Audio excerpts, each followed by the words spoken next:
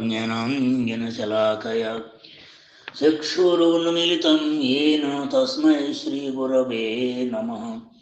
मूकं करोति वाचालं पङ्गुं लङ्घयते गिरिं यत्कृपा तमहं वन्दे श्रीगुरुं दीनतार्णं। वाञ्छाकल्पतरुभ्यश्च कृपा सिन्धुभ्य एव च पतितानां पावनेभ्यो वैष्णवेभ्यो नमो नमः। नमो महावदन्याय कृष्णप्रेमप्रदायते कृष्णाय कृष्णचैतन्यनाम्ने गौरत्वेषे नमः। हे कृष्णा करुणा सिंधु दीनबंधु जगत्पते गोपेश गोपिका कांत राधा कांत नमोस्तुते। तप्त कांचन गौरांगी राधे वृंदावनेश्वरी वृषभानुसुते देवी प्रणमामि हरिप्रिये।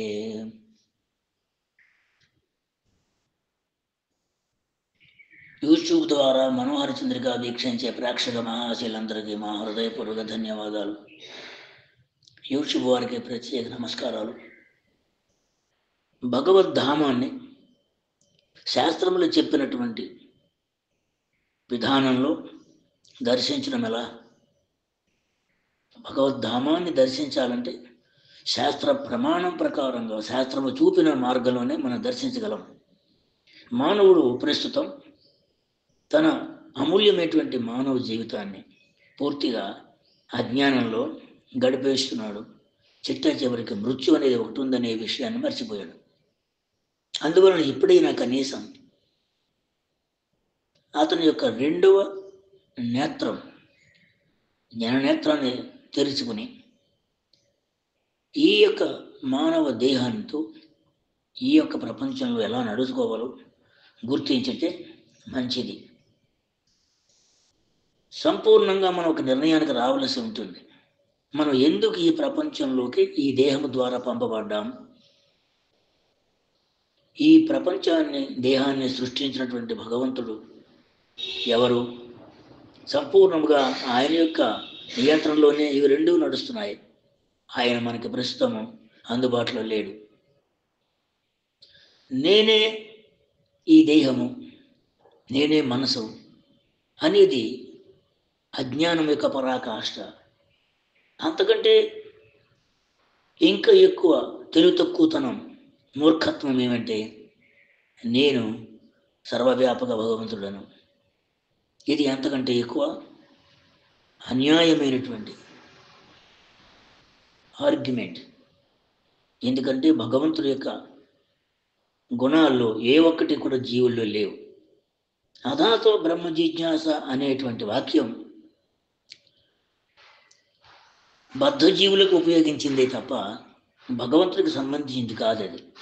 ఎందుకని ఈ బద్ధావస్థలో ఉన్న జీవుడు ప్రధానంగా ముఖ్యంగా త్వరితంగా అతి వేగంగా తాను ఏ అవిద్యలోకి రాకముందు ఏ స్థితిలో ఉన్నాడో అది తెలుసుకోవడమే అథాతు బ్రహ్మ జిజ్ఞాస యొక్క ఉద్దేశ్యం. అవిద్య అనేది భగవంతుడి చేత ఏర్పాటు చేయబడింది. ఈ జీవాత్మ తప్పు చేశాడు కాబట్టి ఈ దోషాన్ని తొలగించడం కొరకు భగవంతుడు అజ్ఞానంలో మనల్ని పెట్టాడు. అదే భగవంతుని యొక్క సేవ యందు నిర్లక్ష్యం చేయడం. భగవద్ విముఖత అనేది బహిర్ముఖతకి కారణమైంది. తద్వారా అంతులేనటువంటి దుఃఖాలకు మనం కారణభూతులయ్యాం.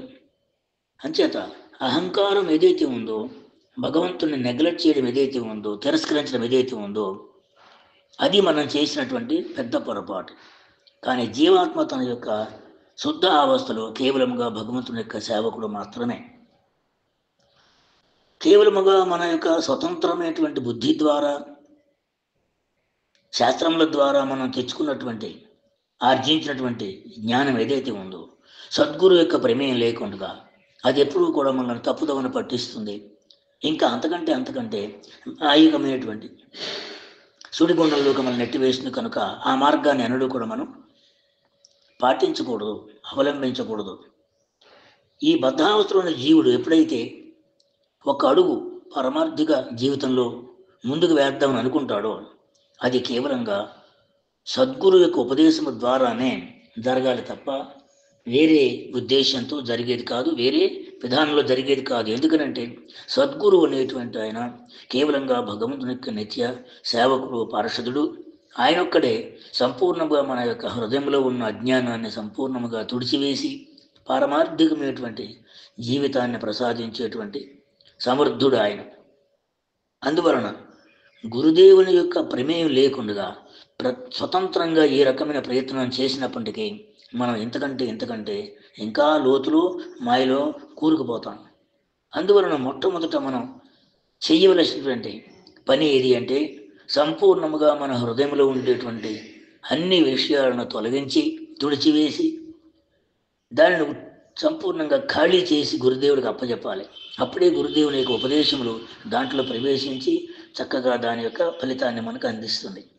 శ్రీకృష్ణ భగవానుడు విగ్రహ స్వరూపుడు, మూర్తి స్వరూపుడు. ఆయనతో సమానమైనటువంటి అందచందాలు, ఐశ్వర్యములు, శక్తి, జ్ఞానము కలిగిన వాడు ఇంకొకరు లేడు. ఈ విషయాన్ని వేదములు, బ్రహ్మసూత్రములు, ఉపనిషత్తులు, భగవద్గీత, భాగవతం కూడా నిర్ణయించాయి. శ్రీకృష్ణుడు తన యొక్క అనంతమైనటువంటి శక్తులలో నిమగ్నమై శక్తులతో కూడి తన యొక్క దివ్యధామంలో ఎప్పుడూ కూడా భూలోకంలో లీల చేస్తూ ఉంటాడు. అనంతమైన శక్తుల్లో జీవశక్తి ఒకటి.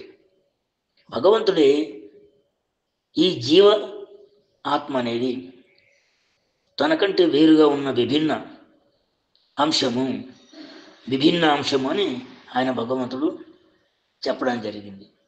అంచేత ఈ విభిన్న అంశం అనేది తన యొక్క ఉద్దేశాన్ని గుర్తించుకుని భగవంతుని సేవిస్తూ పరమ ఆనందాన్ని ఎల్లకాలము పొందుతూ ఉండాలనేది భగవంతుడి యొక్క ఉద్దేశం. అంతటా వ్యాపించున్నటువంటి ఆ బ్రహ్మమే తన యొక్క వ్యాపకత్వంలో ఒకచోట ఒక చిన్న జీవాత్మ అనేది దాన్ని సృష్టించుకుని దానితోటి తాదాత్మ్యత చెంది దుఃఖాలు అనుభవిస్తూ అయ్యో నేను ఇది కాదు అంటూ చిట్ట చివరికి నేను సర్వవ్యాపక బ్రహ్మం అనేటువంటి స్థితికి చేరుకోవడం అనేది చాలా హాస్యాస్పదం.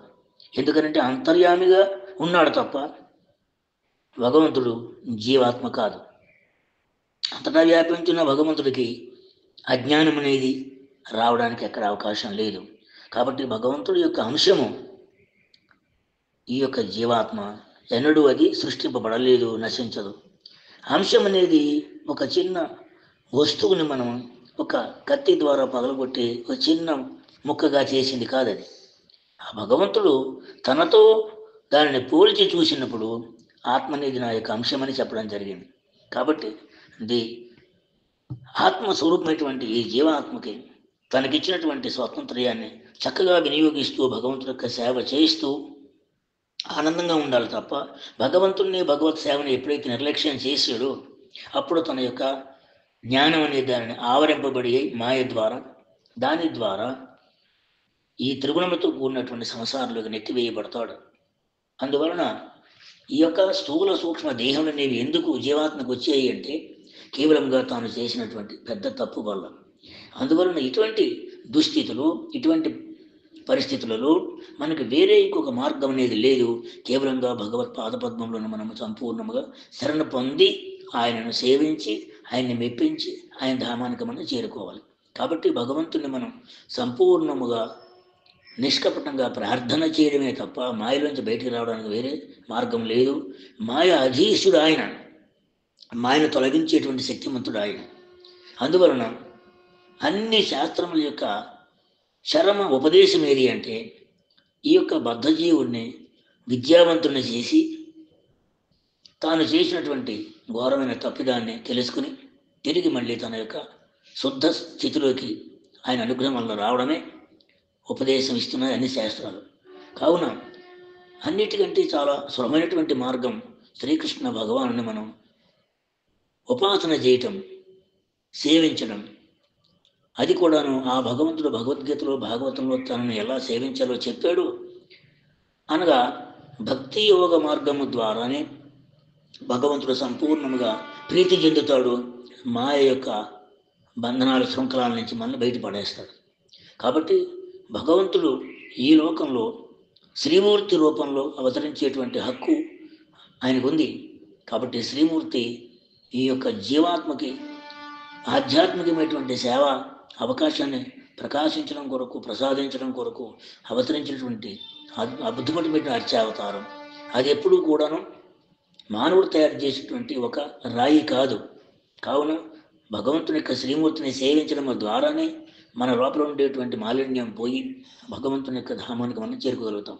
అందువలన పైన చెప్పినటువంటి విషయములన్నీ కూడా అవగాహన చేసుకుంటూ వేరే వేరే మార్గాలు పుంతలు తొక్కకుండా మాయ నుంచి బయటపడడానికి భగవంతుని ఆరాధన చేసి మనం తరించాలని విన్నవించుకుంటూ, ఆధ్యాత్మికమైనటువంటి భగవంతుని యొక్క ధామాన్ని శాస్త్రము చూపినటువంటి విధానంలో, శాస్త్రం చూపిన విధంగానే మనం చూడవలసి ఉంటుందని విన్నవించుకుంటూ, వాంఛా కల్పతరుభ్యశ్చ కృపా సింధుభ్యేవ చ పతితానాం పావనేభ్య వైష్ణవేభ్యో నమో నమః.